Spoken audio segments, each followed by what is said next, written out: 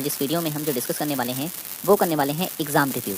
आप देख सकते हैं कि फ़र्स्ट शिफ्ट का जो एग्ज़ाम है वो ख़त्म हो चुका है, यानी आज जो एग्ज़ाम हुआ 3 तारीख को उसकी पहली शिफ्ट ख़त्म हो चुकी है और दूसरी शिफ्ट का एग्ज़ाम अब शुरू होगा। तो पहली शिफ्ट के एग्ज़ाम में क्या क्या पूछा गया ये आज इस वीडियो में हम डिस्कस करने वाले हैं। तो ये वीडियो बहुत ही इंपॉर्टेंट रहने वाली है उन स्टूडेंट्स के लिए जो कि अभी आगे एग्ज़ाम देने वाले हैं। तो कौन कौन से टॉपिक्स एग्जाम पूछे गए हैं आज इस वीडियो में हम डिस्कस करेंगे और किस तरह के क्वेश्चंस आगे पूछे जा सकते हैं वो भी मैं इस वीडियो में आपको बताने वाला हूं। तो वीडियो को एंड तक देखना, वीडियो पसंद आए तो लाइक जरूर करना, चैनल को सब्सक्राइब नहीं किया है तो जरूर कर लें। और अगर आप तैयारी कर रहे हैं यूजीसी नेट पेपर 1 के लिए तो आप हमारी पहले की वीडियोस को जरूर देखें। लिंक इस वीडियो के डिस्क्रिप्शन में दे दी है जहाँ पर मैंने अपने हैंड रिटन नोट्स पर जो है वीडियोज़ बना रखी है। पेपर 1 से रिलेटेड सभी टॉपिक्स पर वीडियोज़ आपको वहाँ पर मिल जाएगी। तो लिंक इस वीडियो के डिस्क्रिप्शन में है, क्लिक करके चेक कर सकते हैं। देखिए आज जो एग्ज़ाम हुआ वो जो है बिल्कुल भी कह सकते हैं हम कि न्यू पैटर्न बेस्ड नहीं था, जैसे कि अफवाह फैल रही थी कि काफ़ी कुछ बदलाव किए जा रहे हैं, ऐसा कुछ भी नहीं था। ठीक है, पेपर प्रीवियस ईयर बेस्ड है। अगर आपने प्रीवियस ईयर के क्वेश्चंस अच्छे से लगा रखे हैं तो आप इजीली तरीके से इसे कर सकते हैं। ठीक है, तो जैसे कि आज क्वेश्चन पूछा गया MS एक्सेल के ऊपर। ठीक है, तो MS एक्सेल पे किस तरह का सवाल पूछा गया ये कंफर्म नहीं है, ये तो मुझे भी नहीं पता। तो जिस स्टूडेंट ने मेरे पास लिस्ट भेजी है उसने सिर्फ MS एक्सेल बताया है। ठीक है, तो MS एक्सेल मैं क्या करता हूँ इसके बारे में आपको थोड़ा थोड़ा बताते हुए चलता हूँ। ठीक है, जैसे कि MS एक्सेल की अगर हम बात करें तो ये MS ऑफिस का एक पार्ट होता है। ठीक है, MS ऑफिस का एक पार्ट होता है और MS ऑफिस में क्या क्या आते हैं तो याद रखना, MS वर्ड आता है, इसमें MS एक्सेल आता है, MS पावर पॉइंट आता है। ठीक है, MS पावर पॉइंट भी इसमें आता है और MS एक्सेस। ठीक है, MS एक्सेस भी जो है इसी का हिस्सा होता है। तो MS ऑफिस में क्या क्या आ जाता है, MS Word, MS Excel, MS PowerPoint और MS एक्सेस आ जाता है। ठीक है, ये महत्वपूर्ण है, मतलब सबसे इंपॉर्टेंट ये 4 माने जाते हैं, और भी होते होंगे लेकिन इतना आपको याद रखना है। और MS एक्सेल के बारे में और मैं आपको बताऊं तो आपको ये भी याद रखना है कि MS एक्सेल जो है ये अपनी वर्कबुक को जो है HTML फॉर्मेट में सेव करने की सुविधा देता है। याद रखना है आपको, इसकी जो वर्कबुक होती है उसको आप HTML फॉर्मेट में जो है सेव कर सकते हैं। और कुछ शॉर्ट की भी आपको याद रखनी है, शॉर्ट की से भी सवाल पूछा जा सकता है, जैसे कि न्यू की शॉर्ट की क्या होती है तो याद रखना कंट्रोल N होती है। ठीक है, न्यू की, सॉरी हाँ न्यू की।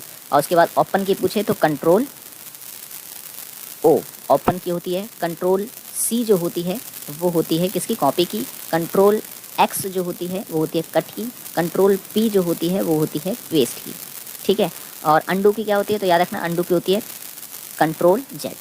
ठीक है ना, कंट्रोल Z जो होती है वो अंडू की शॉर्ट की होती है। तो ये आपको इसमें याद रखना है। और परिकल्पना के ऊपर सवाल पूछा गया, हाइपोथेसिस। ठीक है, बहुत ही इंपॉर्टेंट टॉपिक है, हर बार क्वेश्चन पूछा जाता है, इस बार भी पूछा गया। आखिर क्या होती है परिकल्पना, तो आपको मैंने बता रखा है कि इसमें होता यह है कि अप्रत्यक्ष जो तथ्य होते हैं उनके बारे में जो है शिक्षित अनुमान लगाने के लिए जो है ये परिकल्पना जो है खासतौर से की जाती है, ताकि जो अनुसंधान है उसमें स्पष्टता लाई जा सके और जो है विशिष्टता लाई जा सके। इन्हीं उद्देश्य से जो है परिकल्पना की जाती है। तो ये आपको इसमें याद रखना है। ठीक है, और परिकल्पना के प्रकार भी मैंने आपको बता रखे हैं, वर्णनात्मक परिकल्पना, संबंधपरक परिकल्पना और व्याख्यात्मक परिकल्पना। ठीक है ना, तो ये आपको याद रखना है। आगमनात्मक और निगमनात्मक अनुसंधान से सवाल पूछा गया, टाइप से हर बार पूछा जाता है, इस बार भी पूछा गया है। इंग्लिश में से हम कहते हैं इंडक्टिव और डिडक्टिव रिसर्च। ठीक है, तो इंग्लिश मीडियम वाले स्टूडेंट भी जो है देखें। तो आगमनात्मक और निगमनात्मक अनुसंधान पे सवाल पूछा गया, क्या पूछा गया ये कंफर्म नहीं है मेरे पे, लेकिन आपको मैं बता दूं क्या होता है आगमनात्मक और निगमनात्मक अनुसंधान। तो जब भी हम आगमनात्मक अनुसंधान की बात करते हैं तो इसमें हम अनुभवों का सामान्यकरण करते हैं। ठीक है, इसमें सोच, विचार आदि सम्मिलित होते हैं। जबकि निगमनात्मक अनुसंधान की अगर हम बात करते हैं तो इसमें क्या होता है, सामान्य से विशिष्ट की ओर जाने का हम प्रयास करते हैं। ठीक है, सामान्य से विशिष्ट की ओर जाने का प्रयास करते हैं निगमनात्मक अनुसंधान में। और आपसे पूछ सकता है कि प्रक्रिया के आधार पर अनुसंधान को कितने वर्गों में बांटा गया है, तो याद रखना है आपको 2 प्रकार में। एक होती है मात्रात्मक, ठीक है, और दूसरी कौन सी होती है तो याद रखना है गुणात्मक। ठीक है, गुणात्मक, ये प्रक्रिया के आधार पर जो है अनुसंधान को बांटा गया है। ठीक है, और मात्रात्मक और गुणात्मक में मैंने जो है विस्तार से आपको अंतर बता रखा है। और परिणाम के आधार पर अगर पूछ ले अनुसंधान को, परिणाम के आधार पर कितने वर्गों में बांटा गया तो 2 वर्गों में, मौलिक अनुसंधान। ठीक है, मौलिक अनुसंधान और दूसरा व्यवहारिक अनुसंधान। ठीक है, तो इसमें 2 वर्गों में बांटा। फिर उद्देश्य के आधार पर वर्णनात्मक आ जाता है, सहसंबंधात्मक आ जाता है, व्याख्यात्मक आ जाता है, समावेशी, प्रयोगात्मक, ये आ जाता है हमारा उद्देश्य के आधार पर। खैर, पर्यावरण नीति पे भी सवाल पूछा गया। कि पर्यावरण नीति कौन सी थी, ये तो नहीं पता, लेकिन मैं आपको कुछ बताते हुए चलता हूँ। जैसे पर्यावरण नीति जो महत्वपूर्ण है, जो हमेशा एग्जाम में पूछी जाती रही हैं, वो मैं खास तौर से आपको बता देता हूँ। जैसे कि वाइल्ड लाइफ प्रोटेक्शन एक्ट, ठीक है ना, वाइल्ड लाइफ प्रोटेक्शन एक्ट बहुत इंपॉर्टेंट है, कई बार एग्जाम में पूछा गया है, 1972 में आया था ये, ठीक है।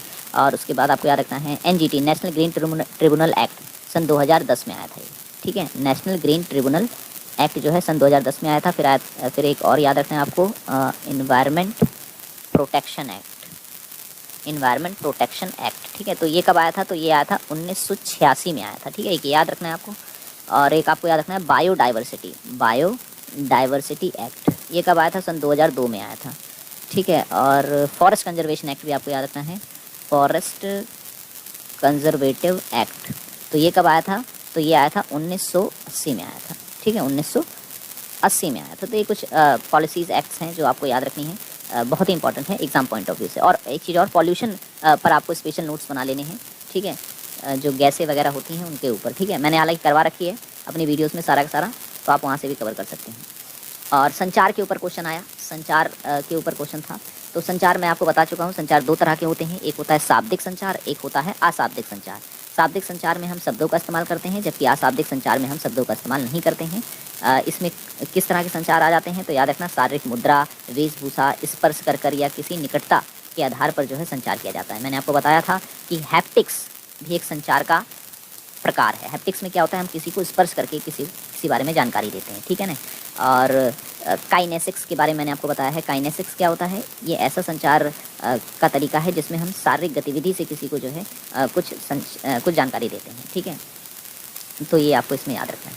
परसेंटेज, रेशियो और सिंपल इंटरेस्ट से सवाल था, ठीक है। तो कवर होना चाहिए 3 टॉपिक्स। मैं आपको बार बार बोलता हूँ कि मैथमेटिक्स के लिए 3 टॉपिक आपके अच्छे से कवर होने चाहिए, ठीक है। खैर मैं इसे थोड़ा मिटा देता हूँ, तब मैं थोड़ा सा मैथ के बारे में भी आपको उसमें बता दूंगा।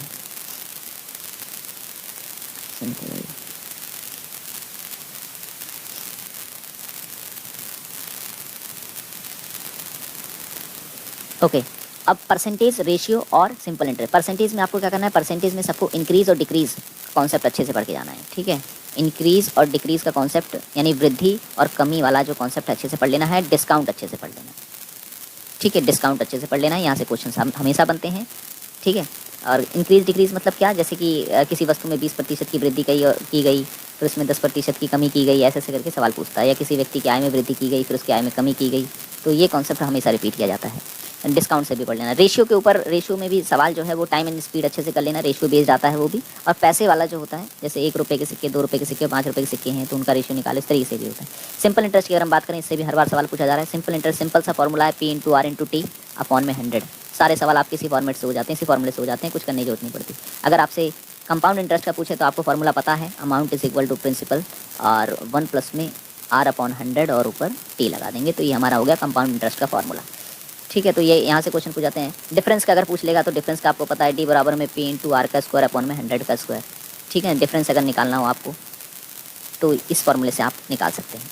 शिक्षण के ऊपर टीचिंग एप्टीट्यूड पे क्वेश्चन पूछा गया, मैच द कॉलम करके पूछा गया था, ठीक है। तो मैच द कॉलम और एसर्शन और रीजनिंग बेस्ड जो क्वेश्चन हैं वो काफ़ी पूछे जा रहे हैं, इस पर आपको पकड़ बना लेनी है। कोडिंग डिकोडिंग से सवाल आया था। कोडिंग डिकोडिंग जो है अगर आपने प्रैक्टिस कर रखी है तो इसमें सवाल गलत होने के चांसेस ना के बराबर है, ठीक है। तो ये आज का एक छोटा सा एग्जाम रिव्यू था जो मैं आपके लिए लेके आया था। आशा करता हूँ ये वीडियो पसंद आया होगा। पसंद आया तो लाइक जरूर कर देना, चैनल को सब्सक्राइब नहीं किया तो ज़रूर कर लें, और पहले की वीडियोज़ नहीं देखी तो आप एक बार ज़रूर देखें, ठीक है। काफ़ी हेल्पफुल रहेगा आपके लिए। 2 प्लेलिस्ट हैं, एक में मैंने जो है एक्सप्लेन कर रखा है टॉपिक्स को, और दूसरी जो प्लेलिस्ट है उसमें प्रीवियस ईयर के क्वेश्चंस आपको मिल जाएंगे, तो आप दोनों ही चेक कर सकते हैं। तो आज की वीडियो में इतना ही, अब मिलेंगे हमें नेक्स्ट वीडियो में। Thanks for watching this video.